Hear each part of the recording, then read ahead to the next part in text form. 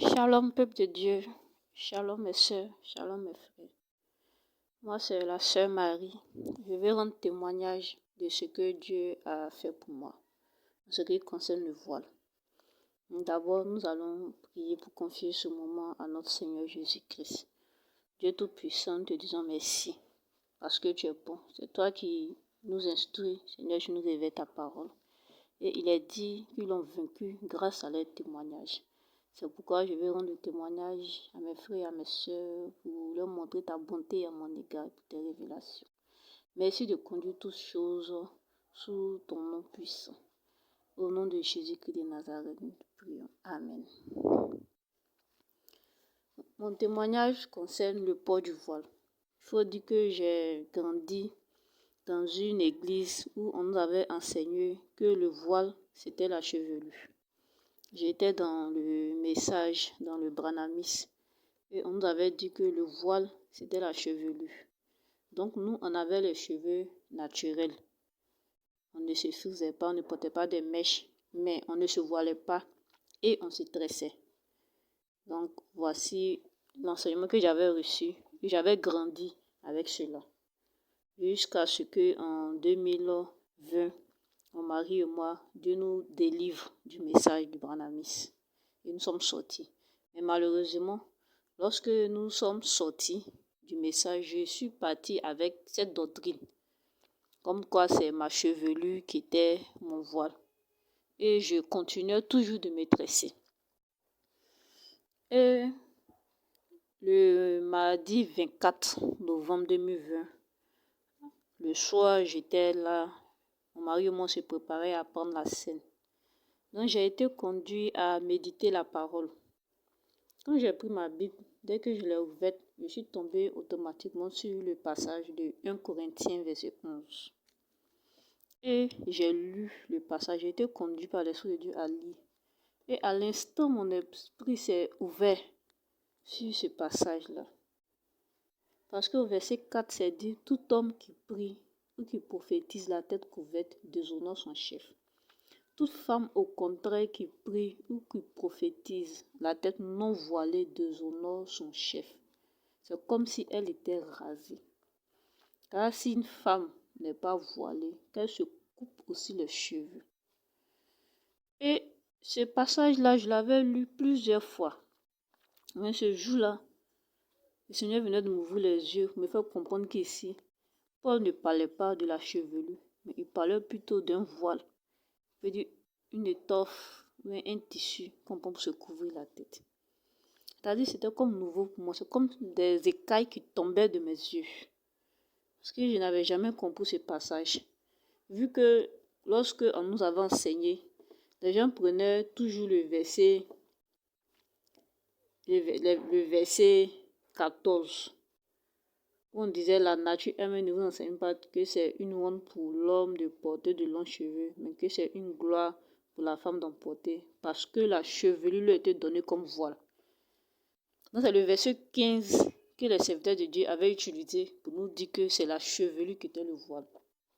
Mais ici, Dieu venait de m'ouvrir les yeux sur le début même, depuis le verset 4, où on dit que l'homme ne doit pas prier la tête couverte. Et le Seigneur me fait comprendre qu'il ne s'agissait pas de cheveux. Parce que s'il s'agissait de cheveux, c'est comme si ici Paul disait aux hommes de se raser, de faire, comment on appelle ça, en Côte d'Ivoire on dit le coco taillé, ou bien la boule à zéro. Ce n'est pas de ça que Paul parlait. Il dit la tête couverte. Donc si dans le cas de l'homme, il ne s'agissait pas de cheveux, mais plutôt soit d'un voile ou bien d'un chapeau que chez les gens. Donc c'était pareil aussi pour la femme. Quand il dit toute femme au contraire qui prie ou qui prophétise la tête non voilée déshonore son chef. Le Seigneur m'a fait comprendre ici qu'il s'agissait d'un voile, c'est-à-dire d'une étoffe ou d'un tissu que je devais prendre pour me recouvrir la tête. Il ne s'agissait pas de mes cheveux. Parce que mes cheveux, c'est mon voile naturel. C'est celui que je porte tous les jours, 24 heures sur 24, 7 jours sur 7. Et je dois les garder longs pour sa gloire. Mais lorsque je prie ou je prophétise, je dois mettre la tête, me couvrir la tête avec un voile. Et ça a été vraiment un choc pour moi. Et en même temps aussi une grande joie. Donc, je suis sortie tout de suite de la chambre et j'ai appelé mon époux. Je lui ai dit, papa, voici ce que Dieu vient de me faire comprendre. Quand mon mari a appris, il a lu, il a dit, c'est ça. Parce que lui aussi, comme j'ai dit, on était dans la même église, donc c'est ce qu'on avait reçu comme enseignement, que c'est la chevelure, le voile. Mais à l'instant où Dieu venait de me révéler que c'était pas ça, lui aussi, quand il a pris le passage, automatiquement aussi, ses yeux sont ouverts. Il a dit, ma chérie, c'est ça. Ce que Dieu a dit, c'est ce qui est la vérité. Il faut que se voiler, donc il faut mettre la parole de Dieu en pratique. Et c'est comme ça que Dieu lui-même avait révélé ce passage-là. Comme quoi la femme doit se voiler lorsqu'elle prie. C'était vraiment nouveau pour moi. Et dès lors, j'ai commencé à me voiler lorsqu'on avait des réunions de prière. Mais je ne me voilais que lorsque on avait des réunions de prière à la maison. Quand je sortais, je ne me voilais pas. Parce que je me disais que je n'allais pas à l'église, j'allais soit au marché ou au travail, je n'avais pas besoin de me voiler. Et c'est comme ça, un jour, j'étais sortie et puis j'étais là. Puis au moment où j'ai réfléchi, j'ai dit, mais tout compte fait, une femme, même lorsqu'elle est habillée, qu'elle a la tête attachée, elle fait plus habillée, elle fait plus présentable, elle fait plus dame. Donc bon, ça me coûte quoi moi-même d'attacher ma tête, vu que moi-même, j'aimais déjà attacher ma tête auparavant. Mais quand même, j'ai continué tout, j'ai sorti la tête non voilée.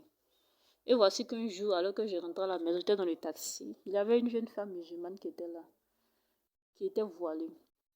Et en la regardant, j'ai eu un sentiment étrange, comme une grande honte est descendue sur moi. Et je me suis sentie nue à côté de cette jeune fille. Donc je ne comprenais pas, mais pourquoi est-ce que je me sens nue? Et je me suis rendu compte que je n'étais même pas voilée. Ça dit, voici quelqu'un, une jeune fille, elle était voilée. Elle est musulmane, elle est voilée. Puis moi, qui suis chrétienne, à qui Dieu a dit de me voiler. Et je n'étais même pas voilée. Et je me suis sentie vraiment nue.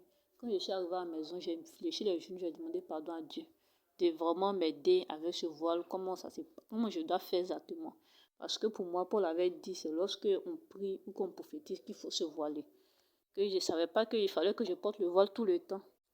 Donc quand j'ai prié, Dieu, sincèrement, Dieu il nous écoute quand nous sommes sincères. Et c'est là maintenant que Dieu va parler de mon cœur pour m'interroger. Il dit, mais quand tu sors de ta maison, est-ce que tu pries pas avant de partir? J'ai dit, je prie. Il dit, mais est-ce que tu te voiles pas? Il dit, oui, je me voile et je prie. Et quand je finis, j'enlève le voile. Il dit, ok, mais quand tu arrives, est-ce que tu ne pries pas? Je dis, je prie. Mais est-ce que tu es voilé? Je dis, non. Quand tu es dans le véhicule et que tu t'en vas, est-ce que tu ne pries pas durant le trajet? Je dis, oui, je prie durant le trajet, mais est-ce que tu es voilé? Je dis, non. Il dit, ben, là, quand tu es dans le véhicule, et s'il devait avoir un accident, et puis tu devais réagir, est-ce que tu n'allais pas prier pour implorer la grâce de Dieu? J'ai répondu, si. Il dit, mais est-ce que tu serais voilé? J'ai dit, non. Il dit, mais où tu vas, que ce soit au travail ou bien dans tes courses, si un incident, mais quelque chose se passe, il y a quelqu'un qui est malade, et toi, en tant que chrétienne, est-ce que tu ne vas pas chercher à prier pour ce malade, mais prier pour la situation? J'ai dit, si. Mais dit, est-ce que tu seras voilé? Il dit, non. Donc voilà pourquoi tu dois te voiler tout le temps quand tu sors. Parce que Dieu nous a demandé de prier sans cesse. L'autre côté, ils ont des heures de prière, 4 heures, 6 heures, 18 heures. Mais nous, Jésus nous a dit prier sans cesse. Mais si à chaque fois que la Bible me dit de me voiler pour prier, ça veut dire à chaque fois que je sors de ma maison, je dois voiler pour prier. Dieu, il ne tient pas compte du temps de l'ignorance. Autrefois, je ne savais pas qu'il fallait être voilé. Donc, je pouvais prier sans être voilé. Je savais que Dieu pouvait m'exaucer. Mais maintenant que je sais, quand je le fais, je pêche. Je vais me voiler à la maison pour prier. Je sors, je laisse mon voile à la maison. Maintenant, dehors, je prie sans être voilé. Alors que je sais très bien que Dieu me demande de me voiler. Donc, quand Dieu a fini de m'expliquer tout ça, je me suis repentie. J'ai demandé pardon à mon Dieu. Et c'est comme ça maintenant. Je suis tout le temps voilée quand je sors. Et je comprends maintenant qu'il fallait se voiler à chaque fois que je sors. Parce que je n'ai pas d'heure de prière. Je dois être toujours voilée pour prier. Donc voici un peu ce que Dieu a fait pour moi. Donc je parle aussi à mes soeurs en ce qui concerne le voile. Si vous êtes dans une église où on vous dit que la chevelure c'est le voile, fléchissez les genoux devant Dieu et priez pour que Dieu se révèle à vous. Parce que le salut, il est personnel. Il faut pas confier ta vie à un serviteur de Dieu. Parce qu'au jour du jugement, tu ne vas pas dire à Dieu, ah Seigneur, ton serviteur, c'est mon pasteur qui avait dit que le voile, c'est la chevelure. Dieu va te demander si toi-même tu n'as pas lu les Écritures. Et quand nous lisons les Écritures sont claires. Parce que Paul a commencé d'abord par les hommes avant d'arriver sur les femmes. Donc si pour les hommes, le voile, il est question d'une étoffe, même d'un tissu, c'est pareil aussi pour nous les femmes. Il n'y a pas deux poids, deux mesures. Donc la parole de Dieu est claire. Nous devons nous voiler. C'est ce témoignage que je voulais rendre à la gloire de Dieu. Que Dieu nous bénisse. Shalom à tous. Amen.